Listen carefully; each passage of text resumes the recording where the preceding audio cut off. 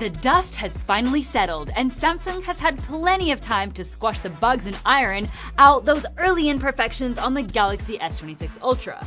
Now, it's the perfect moment to throw it onto the track and see if it can outrun the iPhone 17 Pro Max. Stick around as we take a deep dive into the design, display, battery, performance, and cameras. Hey, I'm Olive, your host here at Versus.com. And remember, you can join our community by hitting the join button below for exclusive videos and perks. And here's a special shout out to Comer, Nuke, Chikamzo, Brutal Logic, Mohammed, Kalchizi, and But Not Mine for becoming Ultra members.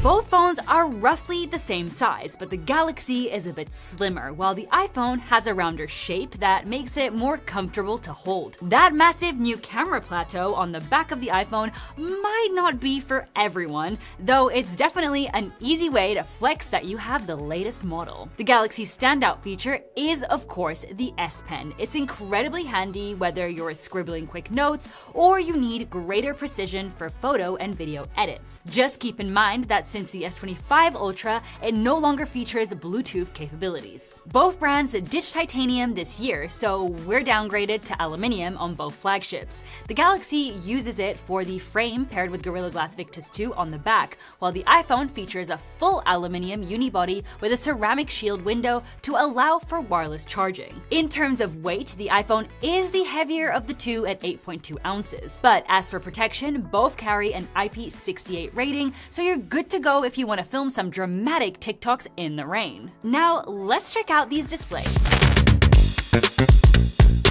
Both phones feature massive 6.9-inch panels, LTPO AMOLED on the Galaxy and LTPO OLED on the iPhone, and both hit a 120Hz refresh rate. They also come equipped with anti-reflective coatings to significantly cut down on glare. The Galaxy's big selling point this year is that innovative privacy display, which blacks out your screen for anyone trying to peek from the side. It has two levels of protection, with the second one giving you total incognito mode. You can even toggle it for the entire screen or just for pop-up notifications. In our typical high brightness test, where we simulate direct sunlight at over 100,000 lux, the Galaxy pulled ahead, reaching 1,575 nits. For peak brightness, it really shined, hitting nearly 4,000 nits. Just keep in mind that brightness takes a hit when you engage that privacy display, capping at 1,606 nits peak, for example. For security, we are looking at an under-display ultrasonic fingerprint scanner on the Galaxy,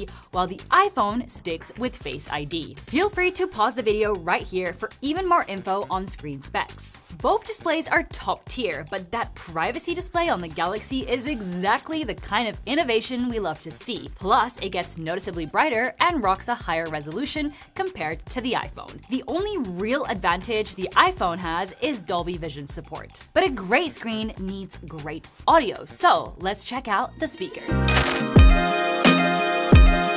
You've got two powerful speakers on either of these, so let's hear how they stack up. Just keep in mind that recorded audio might not represent what you'll hear in person. We doing two for ones, work until we see the sun. They love the presence of my voice like I'm Big Pun.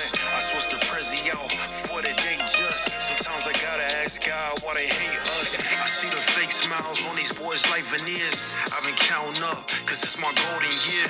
Popping ace of spades to wash away the tears. I ain't seen an L in the last 5 years. After giving them a proper listen, we can confirm that both phones pack a serious punch. However, we have to give the win to the iPhone as it stays cleaner and more composed when pushed to the max. The Galaxy sounds great, but it can rattle a bit at peak volume. If you've made it this far into the video, why not consider subscribing? Clearly, you're getting some precious info out of this. Also, if you are looking for deals on either of these flagships, check out the links we've dropped in the description below.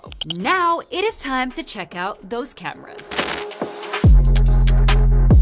For the main sensors, we have the Galaxy's classic 200 megapixel cam going up against a 48 megapixel shooter on the iPhone. We've got an improved aperture on the Galaxy this year, though the physical sensor size is still slightly larger on the iPhone. Quick side note, you can finally snap 24 megapixel shots with the Galaxy using the camera assistant module, but we're sticking to factory defaults on both for a fair fight. Interestingly, the iPhone used to be the king of warmer shots, but this year the roles have swapped. The Galaxy gives images these boosted orange tones and lifts the shadows way more than the iPhone, which can sometimes look a bit artificial. In some indoor shots, for instance, the Galaxy looks very flat compared to the iPhone's punchier contrast. In the ultra-wide department, we're looking at a 50 megapixel sensor on the Galaxy and a 48 megapixel shooter on the iPhone. Both carry fairly similar specs on paper. Interestingly, the Galaxy sometimes pulls a darker image here, but other times they're so similar we can't even tell them apart at first glance. However, just like the main cams, the Galaxy tends to over-brighten shadows indoors. On the flip side, the iPhone shows significantly more noise in those same scenarios. Moving on to zoom, the Galaxy is rocking a double feature, a 10 megapixel telephoto with 3 times optical zoom paired with a new 50 megapixel all lenses on prism telephoto with 5 times optical zoom. The iPhone keeps it simple with a single 48 megapixel periscope telephoto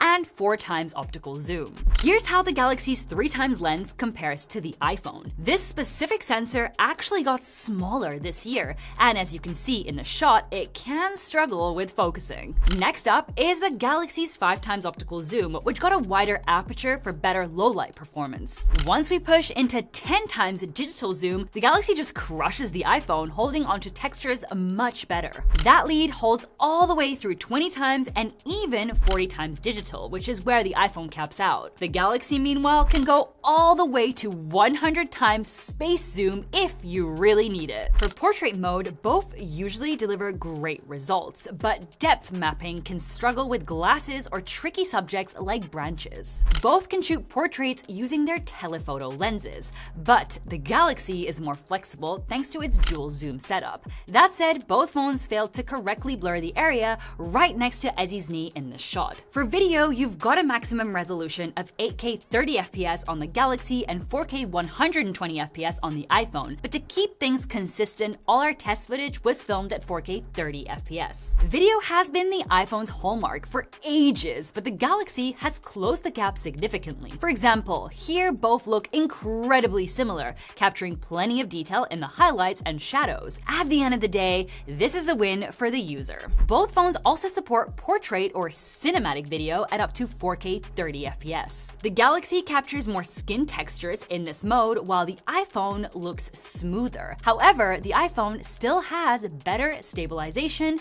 whereas the Galaxy has a bit of shakiness in comparison. For ultra-wide video, the Galaxy can again film at 8K 30 FPS, while the iPhone tops out at 4K 60 FPS. Again, the results are extremely close, but the Galaxy is a bit slower to balance exposure changes, and the framing is tighter. The iPhone manages to capture a bit more of the scene. Flipping things around to the front, we have a 12 megapixel cam on the Galaxy and an 18 megapixel shooter on the iPhone. This one uses a square sensor, which lets you take vertical or horizontal shots without even rotating the phone. Selfies are sharp on both in good lighting, but the iPhone offers a slightly wider field of view. In low light, the Galaxy sticks to a more realistic white balance, while the iPhone usually looks warmer and also significantly blurrier. For video, both max out at 4K 60 FPS. Here, we'd give it to the iPhone for being crisper and sharper. The Galaxy looks a bit smudged in comparison, and the highlights tend to clip, at least in these lighting conditions. Alright, now it's time to test the microphones on these two devices. Which one does better? First the Galaxy. How is my voice in this one? Is cancelling the background audio well? Then we have the iPhone. Is it really that different from the Galaxy? How is the background noise in this one? let's talk about it. As you just heard, the Galaxy does a much cleaner job of taming distracting city noise. The iPhone sounds like it isn't filtering anything at all. Finally, let's take a look at some low-light shots. On the main sensor, both are totally usable, but you will notice the iPhone is better at preserving detail in really bright areas. However, the tables turn with the ultra-wide cameras. The Galaxy also captures way more textures, even if it weirdly smooths out faces. Portraits are sharper on the Galaxy, but the iPhone's darker vibe is more precise. Though, as we saw before, the iPhone's low-light shots are much noisier. As for zoom, these shots really show off the flexibility of the Galaxy's dual lenses compared to the single lens on the iPhone. On video with the main camera, the iPhone struggles with some color banding, but to be fair, the Galaxy's footage is too smooth and often gets a heavy magenta tint. Neither is perfect, but the iPhone is a little easier on the eyes here. We also prefer the iPhone's ultra-wide videos in low light, as it captures way more detail in highlights, like on the tablet or lamp, whereas the Galaxy lacks dynamic range. So which one takes the crown? Honestly, it really depends. Both are top tier, but the iPhone is more consistent across the board and generally offers better video. The Galaxy, on the other hand, absolutely dominates when it comes to zoom, but its photo consistency can sometimes be a bit of a hit or miss. But that's just the cameras. Now, let's talk performance.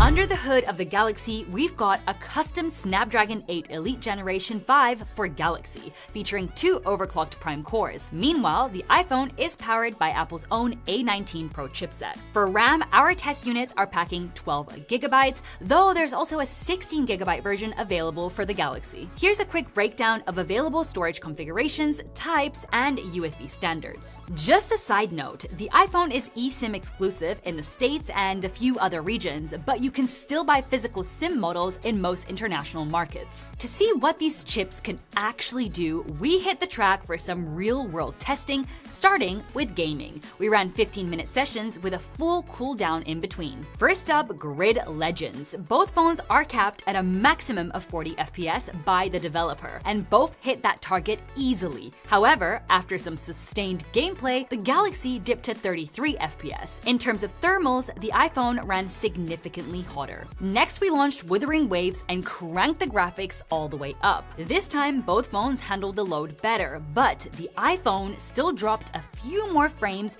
and ran several degrees toastier. Moving away from gaming, we exported 99 photos in Lightroom. This is where the iPhone took the lead, finishing the job in under 3 minutes. Next, we rendered a 1-minute 4K 30fps video in CapCut. Both were blazing fast, but the Galaxy was the first to deliver that video render. Now, let's look at the benchmarks. In Geekbench 6, the iPhone showed stronger single-core performance, but when it came to the multi-core numbers, the Galaxy had a clear advantage. In 3D Mark's Wildlife Extreme stress test, the Galaxy reached a higher best loop score, but its stability was short-lived. The iPhone delivered a better lowest loop score, proving it's a bit more consistent over time. AnTuTu results aren't directly comparable between Android and iOS because of how the developers calculate scores, so take these as a reference only. So for overall performance, both of these phones are packing some serious horsepower. As you saw, it was a total toss-up.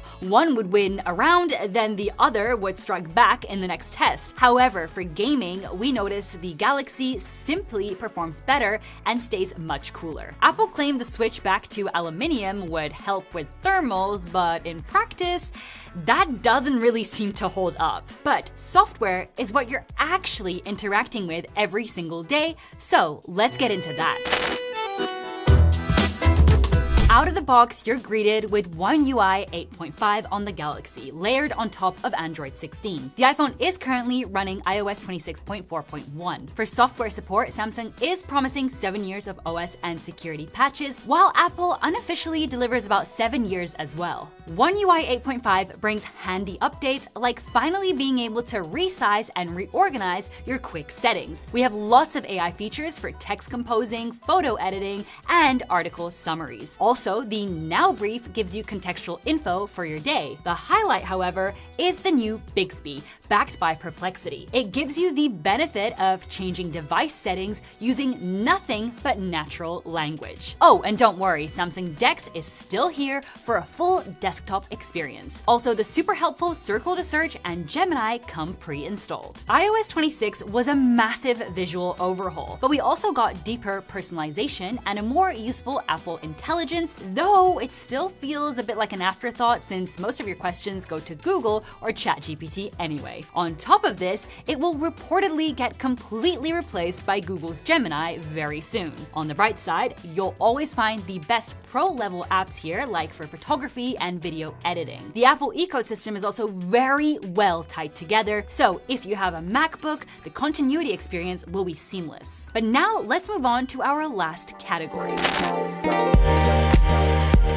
When it comes to cell size, the Galaxy is still rocking a 5000 mAh battery. Interestingly, the iPhone carries either a smaller or larger cell than that, depending on whether it is the eSIM or the physical SIM version. For wired charging, we're looking at 60 watts on the Galaxy, while both phones offer an identical 25 watts for wireless charging. Only the Galaxy offers true reverse wireless charging. The iPhone technically supports it, but Apple locks it to their own power banks. To test real-world endurance, we calibrated all screens to 500 nits and turned off all battery-saving features. We then ran our 9-app loop, which includes social media scrolling, 4K video recording, web browsing, navigation, gaming, video and music streaming, plus video calling and a bit more video recording and gaming. The first to say ciao was the Galaxy at a very respectable 10 hours and 48 minutes. The iPhone, however, kept going for almost 13 hours before finally going dark. To check charging speeds, we plugged both into a 100-watt charger. The Galaxy only needed a 46-minute pit stop and peaked at 53 watts, while the iPhone took a long hour and 26 minutes before it was ready to hit the track again, topping out at 37 watts. So, which one is going to leave a deeper hole in your bank account? Well, neither of these come cheap. The Galaxy starts at $1,299, though you can actually snag one for $1,099 right now. The iPhone sits at $1,199. That's a $100 difference, which is money that can be spent on about 26 packages of Ritz crackers.